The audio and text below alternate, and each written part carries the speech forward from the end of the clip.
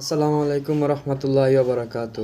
হিন্দু ধর্মের যারা আছেন তাদেরকে আদাব এবং খ্রিস্টান ধর্ম যারা আছেন তাদেরকে গুড আফটারনুন। তো আমি আজকে যে বিষয়ে কথা বলবো সেটা হলো অহংকার। অহংকারের পরিণতি। সব ধর্মে শাস্তির বর্ণনা। অহংকার করলে কি হয়? সব ধর্ম কি বলে? অহংকার এটা শুধু পাপ না, এটা ধ্বংসের রাস্তা। সব ধর্মেই অহংকারের ভয়ঙ্কর পরিণতির কথা বলা হয়েছে। চলুন জেনে নিই। ইসলাম ধর্ম। আল্লাহ বলেন, নিশ্চয়ই আল্লাহ অহংকারীদের পছন্দ করেন না। সূরা নাহল আয়াত 23।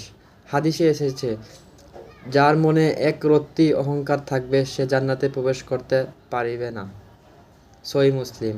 শয়তান অহংকার করেছিল, তাই জান্নাত থেকে বের করে দেওয়া হয়। অর্থ, অহংকারী বান্দাদেরকে আল্লাহ পছন্দ করেন না। খ্রিস্টান ধর্ম। বাইবেল। অহংকার পতনের পূর্বে আসে আর গর্ব পতনের আগে। নীতিবাক্য 16-18।